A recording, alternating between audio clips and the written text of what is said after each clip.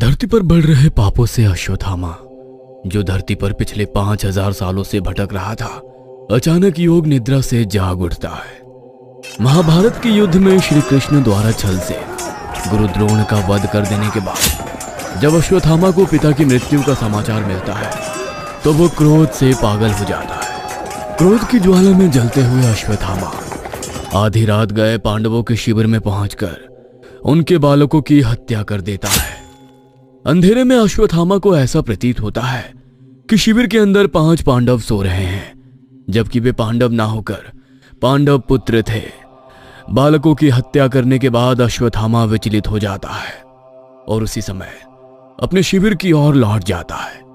कौरवों के पास जाकर जब वो दुर्योधन को पांडव पुत्रों की हत्या की बात बताता है तो दुर्योधन भी क्रोध से भर उठता है। अश्वत्थामा, तुम मेरे परम मित्र हो, किंतु युद्ध के नियमों के विरुद्ध सूर्यास्त के पश्चात पांडवों के शिविर में घुसकर, वो भी निहत्थे निर्दोष बालकों की हत्या करके तुमने बहुत बड़ा पाप किया है। मैं तुम्हारे पाप का भागीदार नहीं बनना चाहता, इसलिए इस समय यहां तुम्हें शरण नहीं मिलेगी। तुम यहां से जा सकते हो। दुर्योधन के द्वारा सहायता देने से इनकार करने के बाद अश्वत्थामा जाकर किसी अज्ञात स्थान पर छिप जाता है। दूसरी ओर अपने पुत्रों की मृत्यु पर शोक मनाती द्रौपदी के आंसू 5 पांडवों का कलेजा छलनी कर रहे थे। हे कुंती पुत्रों, आपको सौगंध है, जिस पापी ने मेरे निहत्थे पुत्रों को निर्मम तरीके से मौत के घाट उतारा है, आप उसकी कटी हुई गर्दन लाकर मेरे पैरों में रखेंगे, तभी मैं ये शोक समाप्त करूंगी। जिस तरह मैं अपने पुत्रों के वियोग में तड़प रही हूँ, मैं चाहती हूँ उस पापी की माता भी यही शोक महसूस करे। द्रौपदी के बाणों से भी अधिक गहरे शब्दों को सुनकर 5 पांडव और द्रौपदी के सखा श्री कृष्ण अश्वत्थामा का वध करने को निकल पड़ते हैं। कुछ देर तलाशने के बाद उन्हें अश्वत्थामा मिल जाता है। अश्वत्थामा को देख अर्जुन उसे युद्ध के लिए ललकारता है, जिसे अश्वत्थामा स्वीकार कर लेता है। दोनों के बीच भीषण युद्ध शुरू हो जाता है। युद्ध की अग्नि में जल रहा अश्वत्थामा दृष्टि की परवाह किए बगैर पिता के द्वारा दिया गया ब्रह्मास्त्र अर्जुन के ऊपर छोड़ देता है। जब अर्जुन ने देखा कि अश्वत्थामा ने उसकी ओर ब्रह्मास्त्र का प्रयोग कर दिया है तो वो भी समय गवाए बगैर अश्वत्थामा की ओर ब्रह्मास्त्र चला देता है।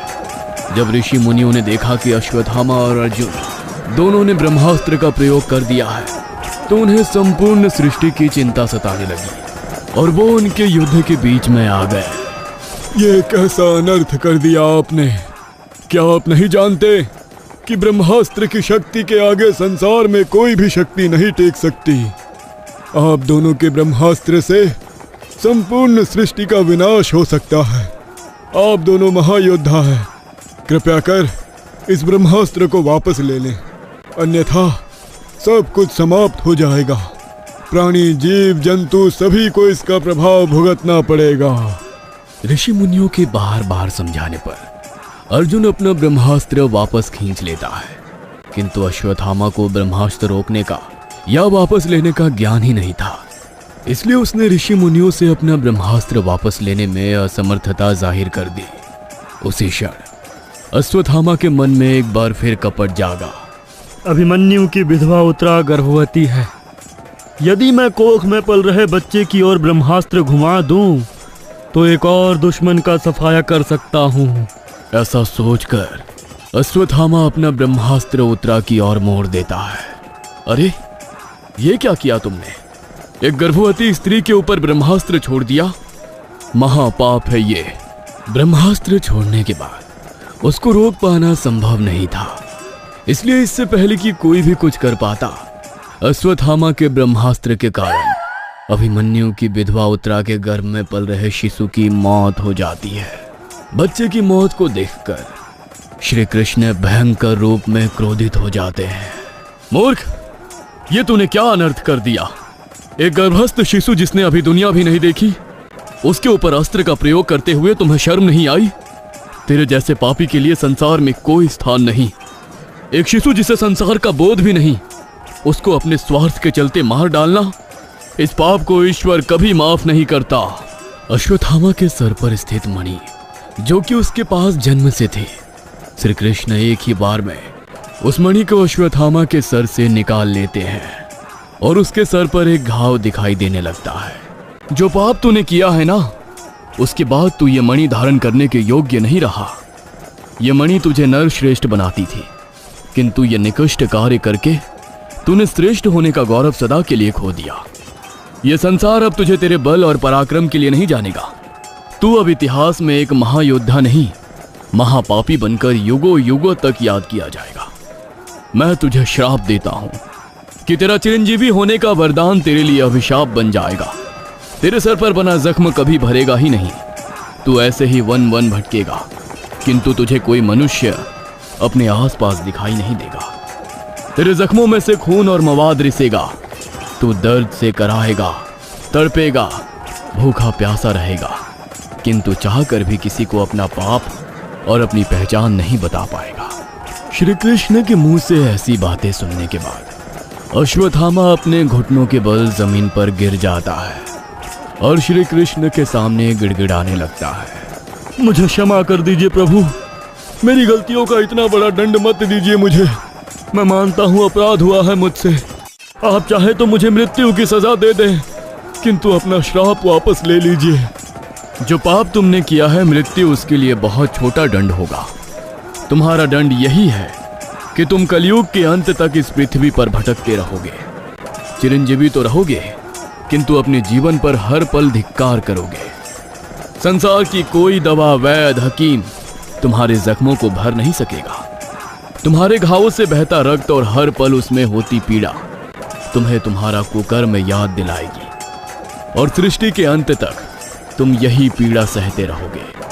कलयुग के अंत में जब पाप अपनी सीमा से परे हो जाएंगे, जब पृथ्वी पर असुर कली का राज होगा, तब चारों ओर त्राहिमाम मचा होगा। तब धरती पर बुराइयों से लड़ने के लिए एक अवतार का जन्म होगा, जिसका नाम होगा कल्कि।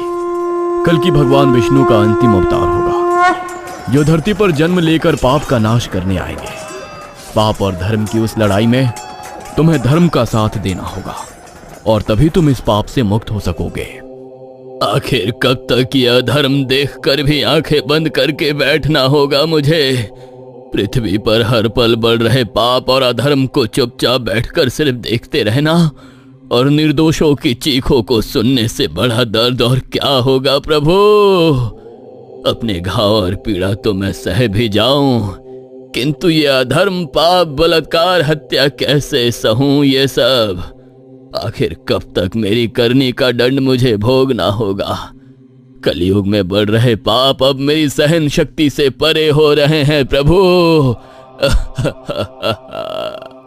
जिस मित्रता के लिए श्री कृष्ण ने पांडवों की छोटी और कमजोर सेना को चुना, अर्जुन के साथ अपनी मित्रता साबित करने के लिए अवतार होते हुए भी सारथी बनकर रथ चलाना स्वीकार किया, ताकि युद्ध भूमि में समय समय पर अपने मित्र का मार्गदर्शन कर सके। आज मित्रता के नाम पर हो रही छल कपट तो सामान्य सी बात है। जटिलतम अपराध करने से भी मनुष्य चूक नहीं रहा। प्रतिदिन बढ़ते पाप से जो नकारात्मक ऊर्जा उत्पन्न हो रही है, प्रतिदिन बढ़ते पाप से जो नकारात्मक ऊर्जा उत्पन्न हो रही है, उससे कली की शक्तियां नियमित रूप से बढ़ती ही जा रही है। और कली की शक्तियां जितनी बढ़ेंगी, इस युग में पाप उतना ही बढ़ता जाएगा। मनुष्य के दिमाग को कली की शक्तियों ने अपने काबू में कर लिया है। हर वो व्यक्ति जिसके मस्तिष्क पर क्रोध, वासना, कपट, लालच, भ्रष्टाचार छाया हुआ है, वो कली के प्रभाव में है। वे सभी असुर कली की सेना के लायक हैं। जब कली अपने वास्तविक स्वरूप में आ जाएगा, तो अपनी शक्तियों से इन सभी मनुष्यों को अपना दास बना लेगा, जिनके अंदर नकारात्मकता भरी हुई है। और जिस प्रकार आज का मनुष्य इन सभी विसंगतियों में गिरा है, वो दिन दूर नहीं कि कली ही इस धरती का स्वामी बन जाएगा।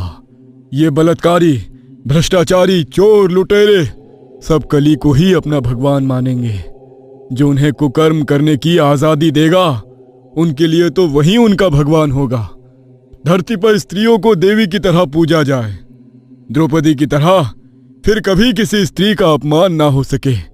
इसीलिए नवदुर्गा में 9 दिनों तक स्त्री के 9 रूपों की पूजा की जाती है, किंतु इस कलयुग में नवरात्रि में 9 दिन जिन कन्याओं को देवी स्वरूप पूजा जाता है, 10वें दिन से ही उन कन्याओं के प्रति मनुष्य का नजरिया बदल जाता है।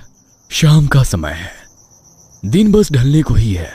सड़क से गुजरती लड़कियों के कदमों की गति अपने आप तेज हो गई है, क्योंकि वो जानती है कि अंधेरा होने से पहले यदि वो घर नहीं पहुंची तो उनकी सुरक्षा की जिम्मेदारी ये समाज नहीं ले पाएगा। मोना को आज ऑफिस से लौटते हुए थोड़ा लेट हो गया था। रात के तकरीबन 8 बजे होंगे। सर्दियों की ठंडी शाम थी। सड़कें लगभग सुनसान थी। कुछ गिने चुने लोगों के अलावा वहां कोई और नजर नहीं आ रहा था। तभी मोना को अपने पीछे से कुछ कदमों की आहट सुनाई देने लगती है।